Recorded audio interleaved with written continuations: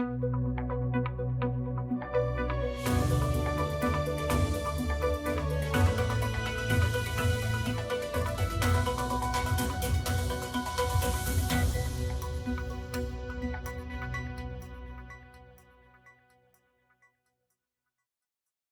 today's news, Premier promises Paraquita Bay Road to finish soon and outlines new school plans. Acting Commissioner of Customs cites downed scanners as drugs move through couriers. Premiers highlight importance of global advocacy at Diplomatic Week panel, and festival treats patrons to vibrant dishes, music, and cultural flair. These and more stories when To It For News returns. We mash the gas, them bite the dust. We set the speed while they gathering rust. Inside we heart BVI come first. So please don't be fooled, cause they not like us. Once we mash the gas, them bite the dust. Cause we always fast and we always fuss. If you want a real speed, you know who to trust. Somebody better tell them they're not like who? They're not like us. CCT fast, like CCT fast, like CCT just. Generosity, love, the community bad, like CCT fast with the 5G. Cause BVI is we.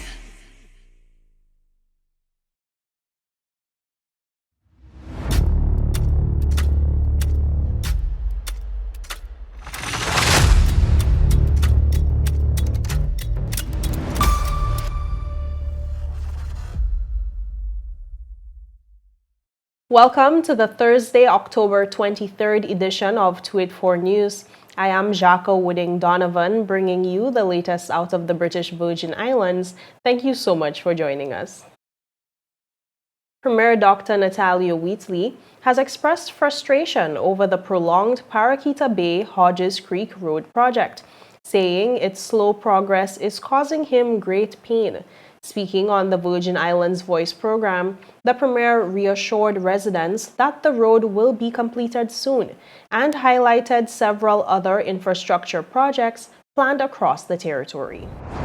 Premier Dr. Natalia Wheatley says work on the Paraquita Bay Hodges Creek Road, which started more than a year ago, is causing him great pain. Communications and Works Minister, the Honorable Kai Reimer, has stated that the project would have been completed within a 4-month timeframe, but they encountered many problems. When he appeared on the government's Virgin Islands Voice program, Premier Wheatley gave the assurance that the road would be completed soon. He also listed other road projects that would be undertaken.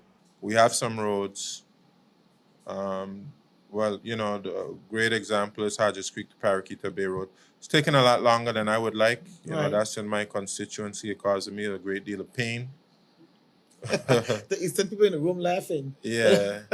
Well, have somebody who, right in the middle of it, impacted right in the middle of it. That's a vex smile, though. So, but I said to you, you know, it's disruption to myself as well.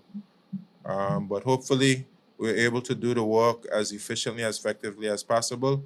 And then when we finish, we have a nice road that will last us many decades. Okay. But I'm just saying to us that in 2026, prepare for some level of road disruption, because if you want to do it right, you're going to have to disrupt portions, you know. We did a good job on the Fish Bay Road. You know, we soon finish with that Hodges Creek Paraquita Bay Road. And then we're going to do some major work on the road from West End to town. We have a contract. It's coming to Cabinet very shortly. And it's going to be for roadworks from the ferry in West End to the ferry in Road Town.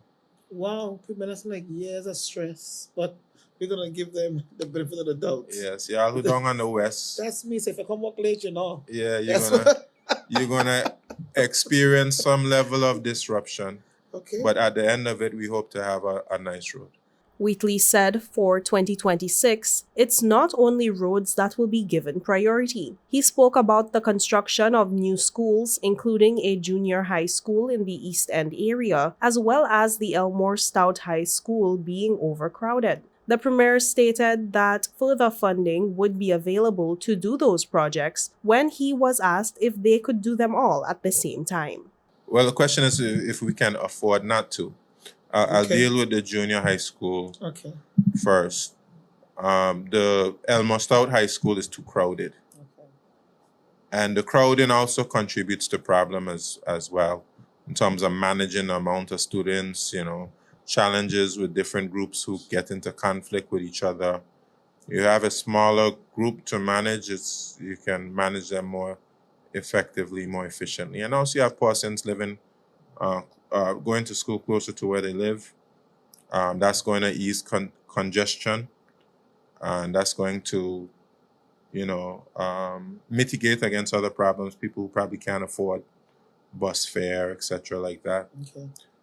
So I do think having junior high school in the East and the West is extremely important. It's something that's been spoken about for some time now. And this administration is going to go ahead and do it. Meanwhile, Acting Commissioner of Customs Clinton Romney is mulling the fact that due to a lack of resources, his department is unable to carry out their work as efficiently as they would like to.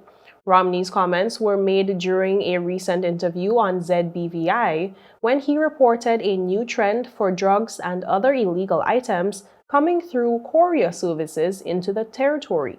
Romney pointed to the scanners utilized by the Customs Department, which have been down for quite some time, and while there have been successes in detecting illegal items, he believes their work is significantly hindered. What the department is doing now, we want to set up what is called a risk management unit. With the risk management unit, we would receive, or we should be receiving, information as to what is coming prior to the package even landing. That's step one. Step two, of course, we need to have assistance of technology or scanners. Or scanners has been down for quite some time. It is too long now. And I know NSC and us as a department, we want to get these machines back up and running to deter this same practice, as well as we are coming online again with our K9 unit to deter persons from utilizing our couriers and other means to import illicit goods into the territory. And what I would say is that the facility we work out at the airport is not adequate to invest in, and the government, through my parent ministry, Ministry of Finance, we're making steps now to have a proper facility at the airport, but that will take time. But the issue we're facing is current. So it's a challenge to try to address that right now, knowing the plans for the near future. In Rotong, we have some technical issues and getting technical persons there. So we're actually looking at changing the brand, the make of the machine. And as a territory, we want to ensure that we have the same equipment as the other agencies have. It would only make sense that when a technician comes to the island, they could service our machine the same as other administrations. It's hampering us. It's something that's needed. It's the way forward. The volume of courier packages that's coming in, there's no way that we could adequately search them. And these machines definitely would be an added benefit to us. Up next, premiers highlight importance of global advocacy at Diplomatic Week panel, and festival treats patrons to vibrant dishes, music, and cultural flair. These and more stories after a word from our sponsors. Just give me my service. Yeah. Just give me my service. Just give me my service. Make the switch to CCT and get connected today. Unlimited talk, text, and data. Visit any CCT store or call us at 444-4444. CCT, life unlimited. At Higher BVI, we're not just about business. We're about empowering lives, and that is because we aspire to inspire. By choosing us, you're supporting a company that believes in equal opportunities, diversity, and community growth. Our mission goes beyond profit. It's about providing HR solutions, fostering talent, and leaving a positive impact. Join us in building a better future, a better BVI. Choose Higher BVI, where your support isn't just a transaction, it's a transformation. Together, we're changing lives in these beautiful Virgin Islands.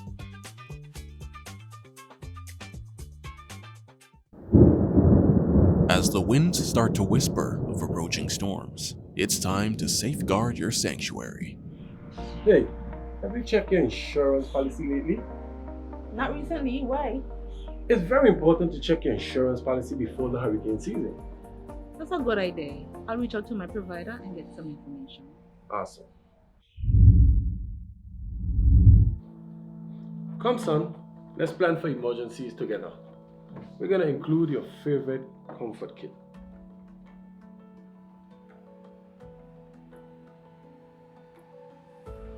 Thanks, Dad. That makes me feel safer. We're packing extra medications and extra batteries for your hearing aid. And by the way, don't forget my glasses. Okay, Pops. Alright, let me see.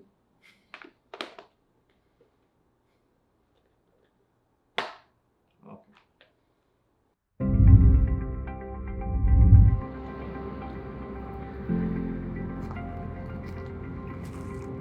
Going on, dog? What you saying? You good? You got truck? How you on here doing? I hear trimming some of the branches to make sure they don't cause a frig when the storm come. Fair point. I gotta go clean out the gutter them down by me so nothing don't build up. You know how that could go sometimes. Makes sense. That sounds good. We gotta be prepared. Facts. Sometimes we get off track, but that's okay. Yeah. Thanks for chilling with the dog today, you know. Man, anytime, you know I got you. Yeah, but the place so damn hot now. And you know the old people them say when it's so hot, a storm somewhere out there coming. Listen, I rebuke that in the name of great God of the universe, okay? Let me move these stuff so they don't cause a problem. Alright, me and my neighbor window get knocked out and Facts. Remember, we're in this together. Reach out to your community, lend a hand, and shield each other from the storm's challenges. A message from the Department of Disaster Management and 284 Media. Welcome back and thank you so much for staying with us.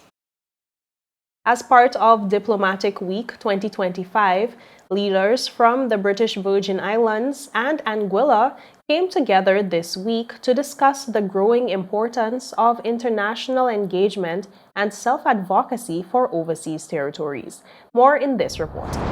The evolving role of overseas territories in global diplomacy took center stage on Wednesday during a panel discussion titled Our Place in the World: The Evolving Diplomacy of the Overseas Territories, held as part of the Territories Diplomatic Week 2025. The panel featured Premier Dr. Natalia Wheatley and Premier of Anguilla, Cora Richardson Hodge, who shared insights on how small territories can navigate international relations and assert their presence on the global stage. Premier Wheatley emphasized the significance of building global networks, especially for small states like the British Virgin Islands. He pointed to climate change as a key example where international cooperation and advocacy are vital. We have a responsibility to get together with other nations in the world who are also disproportionately negatively impacted by climate change and advocate for our own best interests and advocate to the very same nations who are the ones causing climate change. Advocate for things like climate justice. Advocate for things like climate finance for those who are whether experiencing loss or damage from these impacts. Advocating for finances to be able to adapt our territories to the impacts of climate change, or to be able to mitigate against the negative effects of climate change. He also highlighted the importance of financial services and trade to the BVI economy, noting that the sector amounts for about 60% of government revenue and provides a substantial number of jobs. Premier Richardson Hodge echoed similar sentiments, stressing the need for self-advocacy and regional solidarity. Building on Wheatley's point about climate change, Richardson Hodge identified it as a shared challenge across the region, reinforcing the need for coordinated advocacy. She also reinforced the impact of Brexit, using the almost loss of Anguilla's access to St. Martin as an example of why proactive diplomacy is crucial for the territory's future. Where not only the UK, but international organizations, other countries are able to look at Anguilla and say, well, look, these are the issues that concern Anguilla. These are the factors that we need to take into account. One of those, for instance, is in the case of Brexit. Many persons would recall when Brexit would have taken place, Anguilla had to advocate for its particular situation, wherein Anguilla is actually on the border of two European countries, French and Dutch St. Martin. And so as a result of the Brexit situation, there was a very real issue with regard to whether or not Anguilla will continue to be able to access St. Martin, because many persons in Anguilla shop in St. Martin. We travel internationally through St. Martin, the Dutch side. And so we had to advocate so that the UK government understood that that decision was done without consultation of the overseas territories. And those decisions had a negative impact. And so we had to come to the table in terms of how we were going to be able to maneuver. The other aspect with that as well would have been European Union funds that we would have benefited from. And as a result of that decision, those funds were no longer available to us. And so these are issues that have impacted Anguilla. So we see that the decisions that are made sometimes in the wider context do not take into consideration our small islands, us as overseas territories. And so we have to make our positions known and advocate for what is right for the people of our territories. On the entertainment scene, the Village Key and Rhythm and Sands Food, Wine and Rum Festival was held this past weekend, with various activities inviting patrons to explore diverse dishes from local and regional culinary talent and young chefs. Here's a look at the opening night of the event held on Friday, October 17th.